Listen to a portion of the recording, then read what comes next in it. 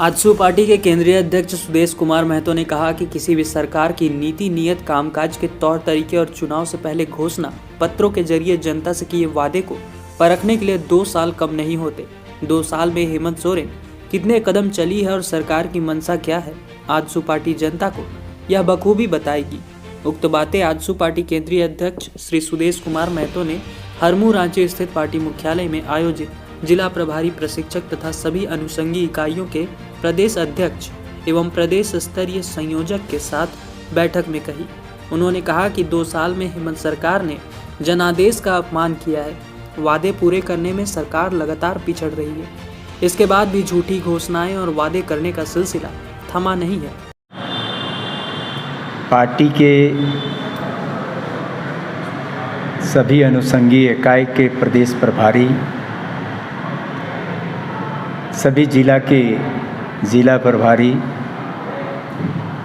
और जो प्रशिक्षण के लिए टीम बनाई गई है, उनके सभी प्रशिक्षक टीम के साथ केंद्रीय अध्यक्ष ने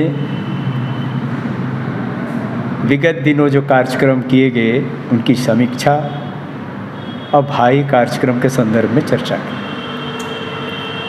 पार्टी इस वर्ष को निर्माण वर्ष के रूप में घोषित किया है और अगले वर्ष को संघर्ष के वर्ष के रूप में पार्टी ने तय किया। निर्माण वर्ष में पूरे प्रदेश के में 1 लाख सक्रिय सदस्य और 10 लाख साधारण सदस्य बनाने का लक्ष्य था। पार्टी ने प्रदेश के 260 प्रखंडों में कमेटी का गठन किया। 4402 पंचायतों में कमेटी का पुनर्गठन और विस्तार हम लोगों ने किया। अब पार्टी सभी अनुषंगी इकाई का प्रदेश स्तरीय सम्मेलन करने का लक्ष्य तय किया है। साथ ही साथ जो पंचायत स्तरीय जितने पदाधिकारी बने हैं, दिसंबर 7 तारीख तक प्रदेश स्तरीय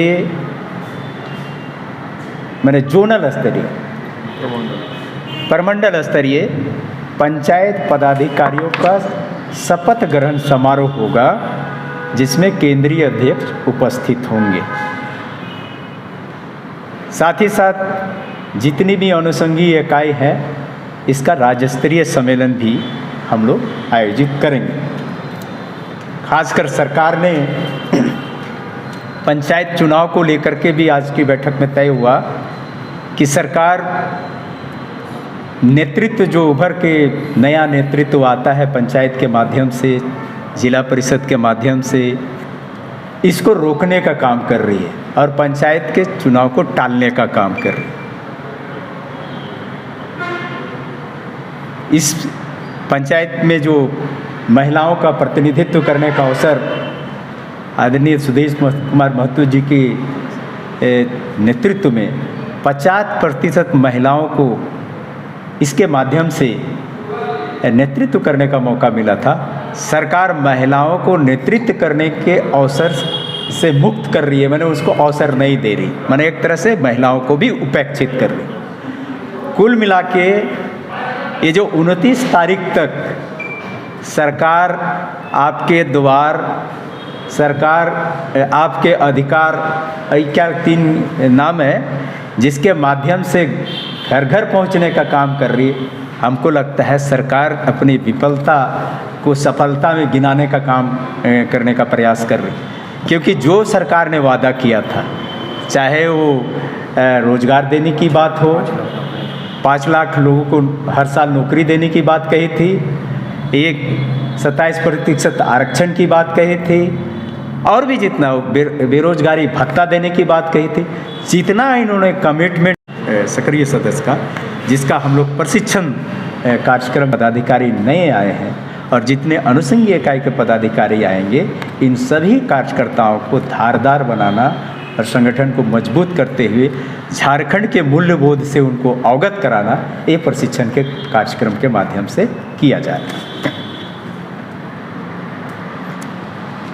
कुछ पूछना चाहते हैं?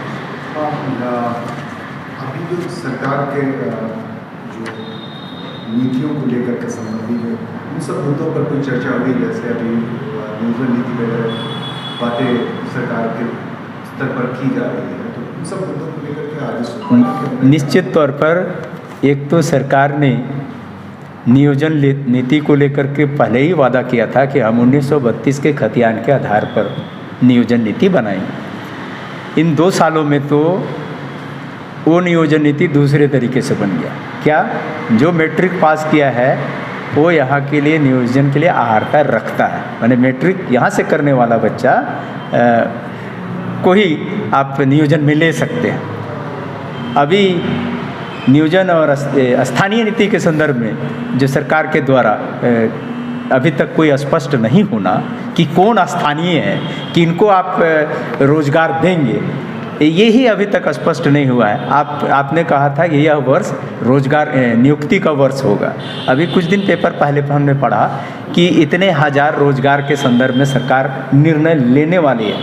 2 साल आप क्रॉस कर गया, अभी तक निर्णय ही नहीं हुआ। 3 तमाम जनता के पास जा रहे हैं, तो हम तो कहेंगे कि इन्होंने वादा तोड़ा है, विश्वासघात किया है, अब जनता को विश्वास में लेने का नया तरीका ढूंढा है। दूसरी बात, अभी जेपीएससी को लेकर के जो नया, एक तो जेपीएससी पूरा बदनाम रहा है पूरे झारखंड में।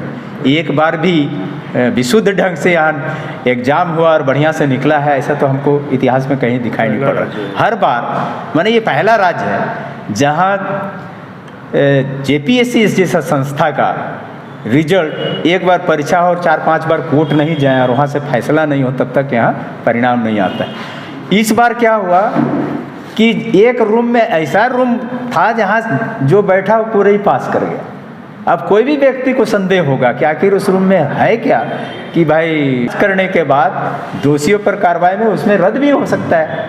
जब इसमें गलत तरीके से परिणाम आया है तो रद्द कर सकते हैं। प्रश्न है, अभी जैसे नियुक्ति